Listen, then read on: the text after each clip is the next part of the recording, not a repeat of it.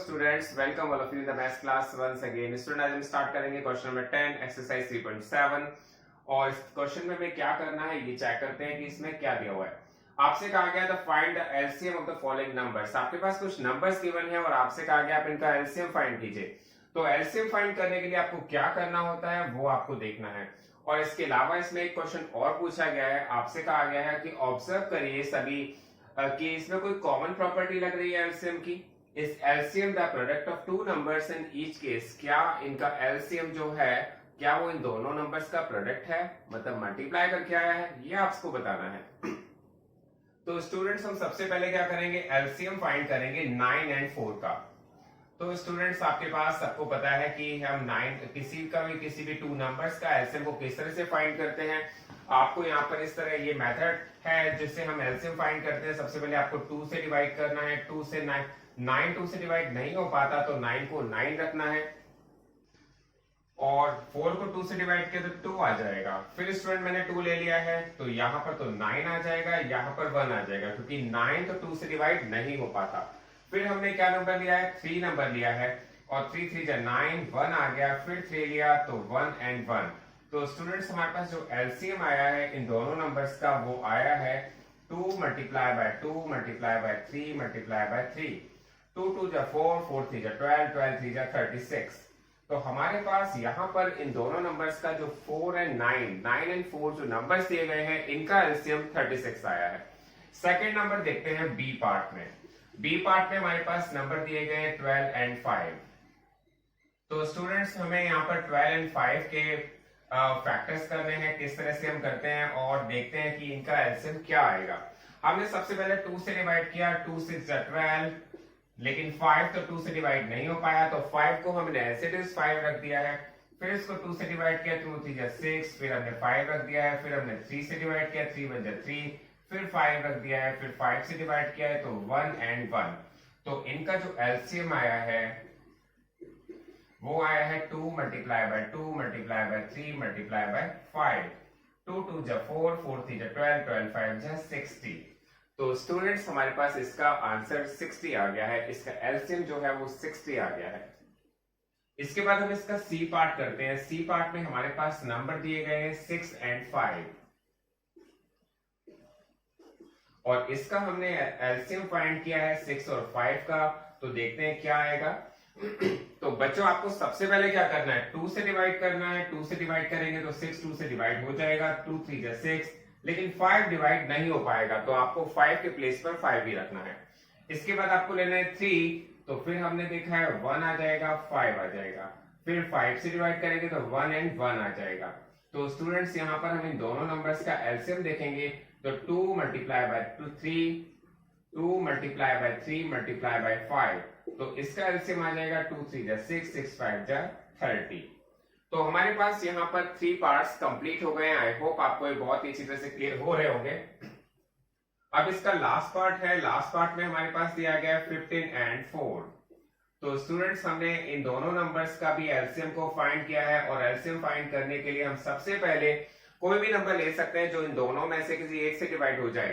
तो यहाँ पर हमने देखा 2 से डिवाइड किया है, 2 से 15 तो डिवाइड नहीं हो पाएगा लेकिन 4 हो जाएगा। फिर हमने 2 से डिवाइड किया है तो 15 और 1, फिर 3 से डिवाइड किया तो 5 और 1, फिर 5 से किया है तो 1 और 1 और फिर इनका जो एलसीएम आ जाएगा वो आ जाएगा 2 multiply by 2 multiply by 3 multiply by 5। तो स्टूडेंट्स अगर हम इसका एलसीएम देखेंगे तो हमारे पास जो आएगा वो 2 2 जा 4, 4 3 जा 12, 12 5 जा 60। तो हमारे पास यहाँ पर इन सबका एलसीएम आ गया है, लेकिन आपसे कहा गया है आप चारों नंबर का एलसीएम को फाइंड कीजिए और उसके बाद इनको ऑब्जर्व कीजिए।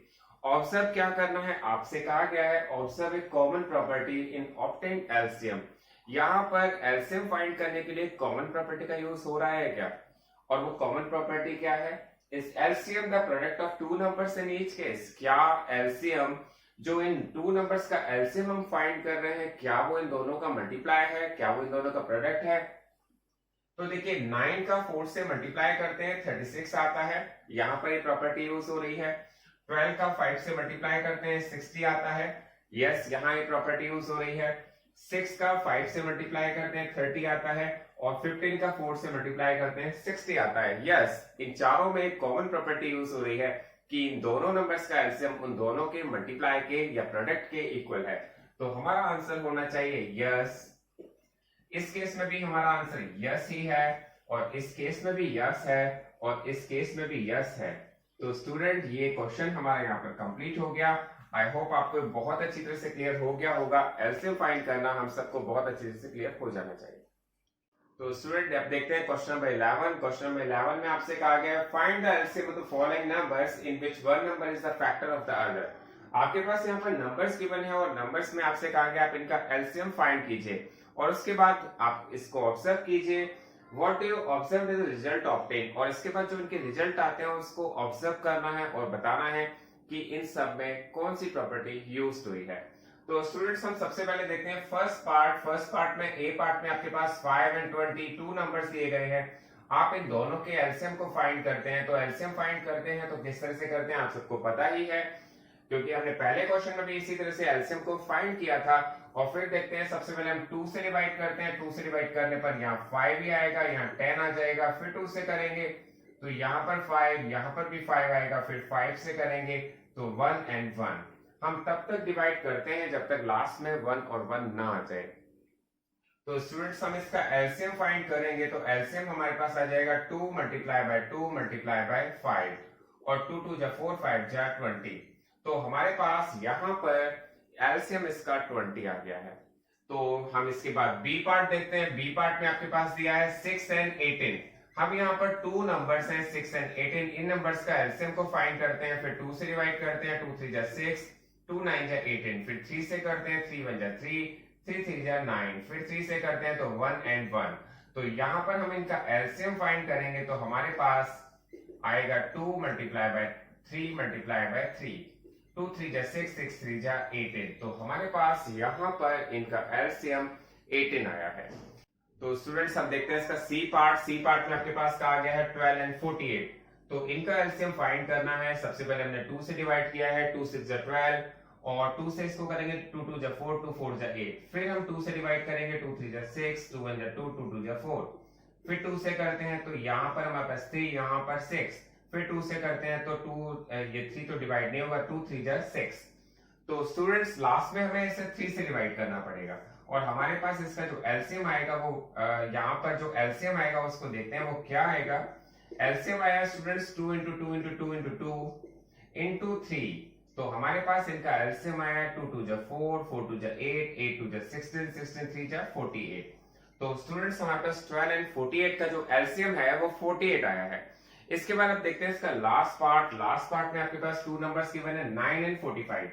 सबसे पहले हम इसको 3 से डिवाइड करेंगे। 3 3 जा 9 and 3 1 जा 3, 3 5 जा 15। स्टूडेंट, इसके बाद हम इसको दोबारा 3 से डिवाइड करते हैं। तो हमने देखा 3 1 जा 3, 3 5 जा 15। फिर 5 से डिवाइड किया तो 1 and 1। तो यहाँ पर जो इनका एलसीएम है वो हमारे पास आया है 3 मल्टीप्लाई बाय 3 मल्टीप्लाई बाय 5। 3 3 जा 9, 9 5 जा 45। तो स्टूडेंट, हमारे पास 4 पार्ट्स दिए गए थे। हमने ऑल 4 पार्ट्स कर लिए हैं। आपसे कहा गया है आप इनको चेक करिए, और चेक करने के बाद ऑब्जर्व करने के बाद आपको बताना है कि इनका रिजल्ट कौन सा, इनके रिजल्ट में क्या ऐसी प्रॉपर्टी यूज हुई है। तो स्टूडेंट्स, हमने 5 और 20 का एलसीएम फाइंड किया था, 20 आया है। हमने 6 और 18 का एलसीएम फाइंड किया था तो 18 आया है। 12 और 48 का एलसीएम फाइंड किया था तो 48 आया है। और 9 और 45 का एलसीएम फाइंड किया है तो 45 आया है। तो हम यहाँ पर लिख सकते हैं कि एलसीएम ऑफ these number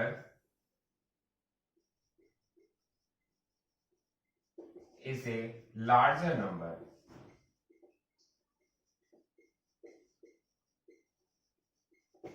तो यहां पर हमने जो एलसीएम फाइंड किया है इन दोनों का, वो क्या है, इन दोनों में से जो ग्रेटर नंबर है, जो लार्जर नंबर है, वही इन दोनों का एलसीएम है। 5 और 20 का एलसीएम 20 है। इट मींस 20 जो ग्रेटर नंबर है वो ऐसा क्यों हुआ है, उसका रीजन ये है क्योंकि 5 इज ए फैक्टर ऑफ 20।